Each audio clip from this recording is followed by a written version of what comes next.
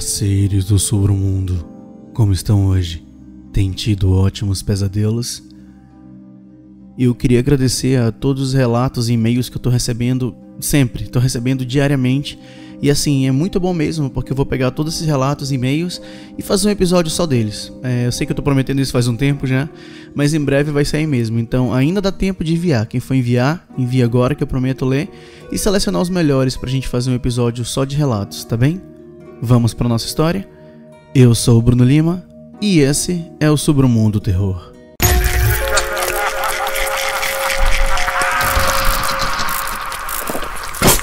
Submundo Terror.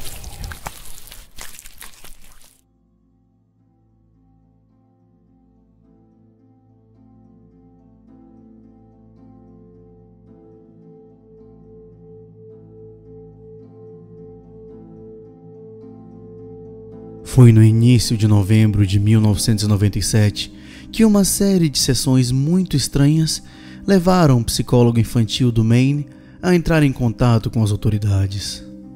Tudo começou quando um paciente seu começou a lhe contar sobre um de seus amigos. Esse amigo era imaginário, tanto para o psiquiatra quanto para os pais do menino. Ele chamou seu amigo de Sr. Sorriso e falava muito sobre ele durante algumas sessões. O menino o chamava de Sr. Sorriso porque ele sempre sorria, e também porque, quando ele estava por perto, o menino dizia que parecia tudo mais feliz. Ele disse que havia uma sensação de que tudo estava bem. O menino em questão estava sendo tratado por problemas sérios relacionados à raiva e à depressão. Mas quando o Sr. Sorriso estava por perto, ele disse que toda a raiva e tristeza pareciam simplesmente desaparecer. Ele disse que o Sr. Sorriso não falava, mas sim ficava parado ao pé da cama. Ele cheirava algodão doce e só por estar ali fazia o menino se sentir calmo e seguro. O psiquiatra presumiu que esse amigo imaginário fosse algum tipo de mecanismo de enfrentamento que o menino desenvolvera para lidar com os problemas domésticos que o levaram a seu temperamento violento, e não deu muita importância a isso na época. Até que outra paciente, uma menina de cerca de 9 anos, também começou a falar sobre seu amigo imaginário, o Sr. Sorriso. E então, um menino de 7 anos. E então, um menino de 12 anos. E então, uma garota de 11 anos. Ao todo, quase 15 pacientes separados começaram a falar com ele sobre o Sr. Sorriso. Os primeiros ele atribuiu a uma coincidência.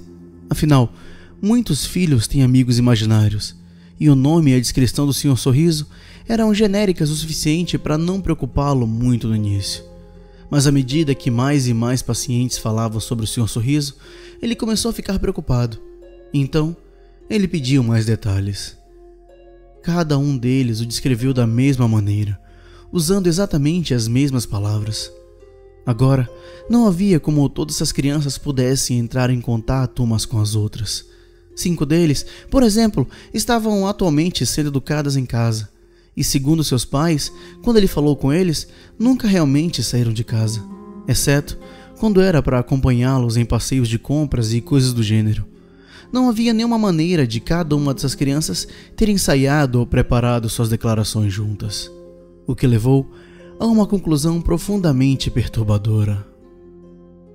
O psicólogo falou em particular com cada um dos pais das crianças, um de cada vez. Ele evitou revelar muitas informações, mas disse a eles que algo preocupante havia surgido em várias sessões com vários pacientes e que ele acreditava que havia uma chance de que seu filho estivesse em risco. Ele pediu sua permissão para discutir o assunto com as autoridades, e os pais deram seu consentimento, desde que fossem informados sobre o que estava acontecendo. E assim, ao longo da semana seguinte, a polícia veio e falou com as crianças sobre o seu amigo. Eles pediram detalhes sobre sua aparência, que eles não conseguiram descrever além do sorriso, e que ele não era como eles. Como ele entrou na casa deles, qualquer coisa que ele disse ou fez enquanto estava lá, porque a essa altura, o psiquiatra, os pais e a polícia estavam todos convencidos que o Sr. Sorriso era bastante real e muito perigoso. As autoridades verificaram se não havia predadores conhecidos vivendo na área, o que eles confirmaram que não era o caso. Mas estava bastante claro que quem quer que fosse o Sr. Sorriso era uma pessoa real, que tinha se esgueirado para as casas dessas crianças à noite. Nenhuma das crianças afirmou saber como ele entrou. Disseram que simplesmente acordavam e ele estaria lá, ao pé da cama. Às vezes, diziam que ele cantava alguma coisa, mas não em português. Parecia uma canção de ninar, eles disseram, e a canção fazia com que eles se sentissem seguros. Por fim, foi pedido às crianças que desenhassem o Sr. Sorriso, pois não conseguiam expressar em palavras sua aparência. Cada uma das crianças pegou um lápis vermelho e começou a colorir a página inteira com apenas um retângulo vermelho. Quando questionados sobre isso, eles insistiram que havia desenhado o Sr. Sorriso. Quando questionados sobre onde estava sua cabeça, braços e pernas, eles insistiam que haviam desenhado tudo ali. Eles alegaram que cada um tinha feito um desenho perfeito do homem aos pés de sua cama. E quando lhes disseram que simplesmente coloriram a página e não desenharam nada, ficaram profundamente zangados, sentindo que estavam sendo acusados de mentir e insistindo que o que haviam desenhado era uma imagem do homem que havia visto. Agindo mais por palpite do que qualquer outra coisa, o psiquiatra decidiu mostrar um dos coloridos retângulos às várias crianças e perguntar-lhes o que era. Todos e cada um deles, sem saber o que a imagem deveria ser ou quem havia desenhado, e sem saber que as outras crianças com quem falaram sobre esse assunto sequer existiam, responderam que era uma imagem perfeita do Sr. Sorriso.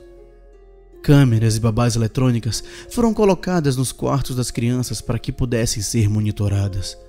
Muitos dos pais simplesmente pararam de dormir completamente, ficando acordados a noite toda, olhando para as telas que mostravam onde seus filhos dormiam.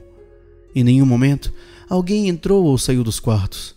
Nenhum som, exceto um ronco ou ocasionalmente uma fala durante o sono, foi ouvida nos monitores de bebê.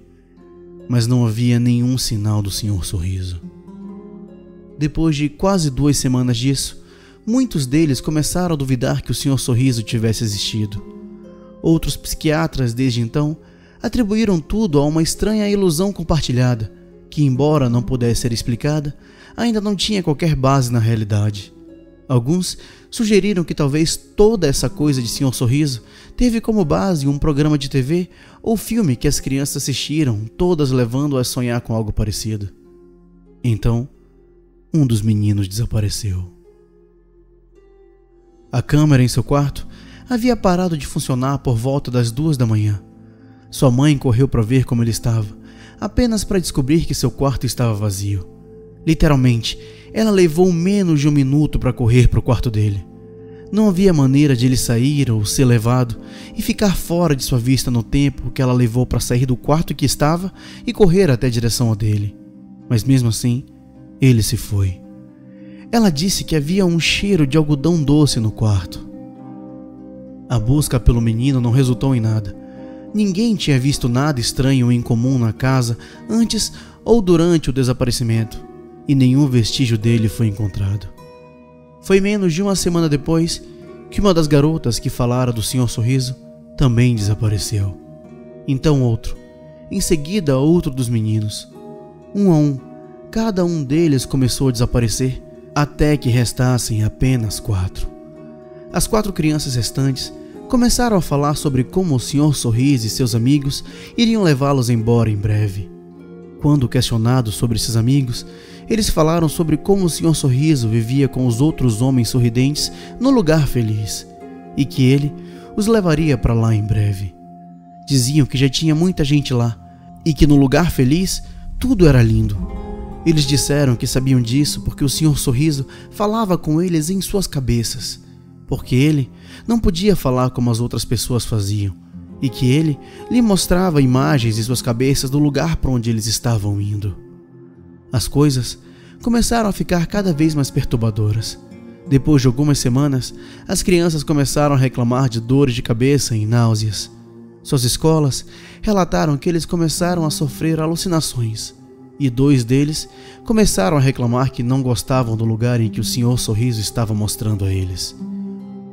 Um começou a gritar durante meia hora, agindo como se estivesse tendo um ataque e gritando para que as cores parassem, que as cores eram horríveis e que eles precisavam que elas fossem embora.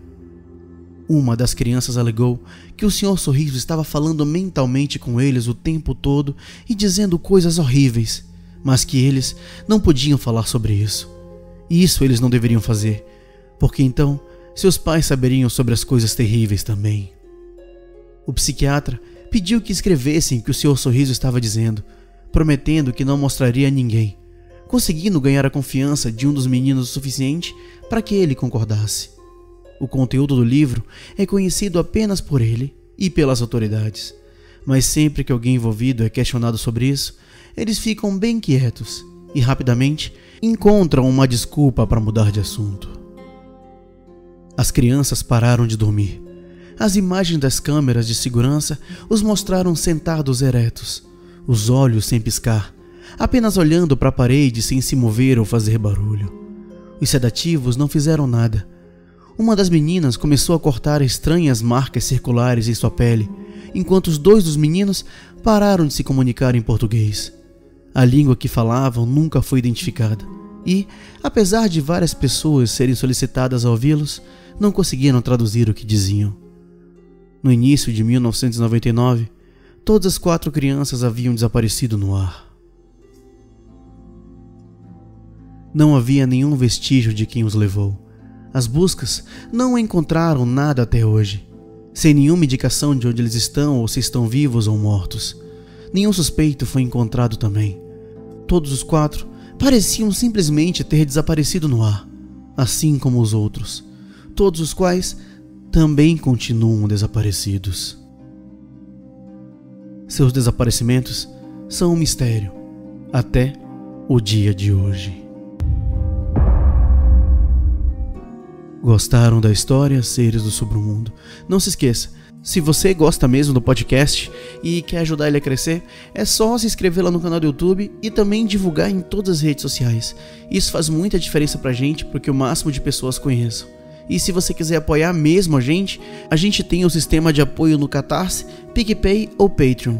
É só você ir lá e verificar o melhor método de apoiar a gente. Ajuda mesmo muito a fazer o podcast ser cada vez melhor. Muito obrigado por tudo. Boa noite e bons pesadelos.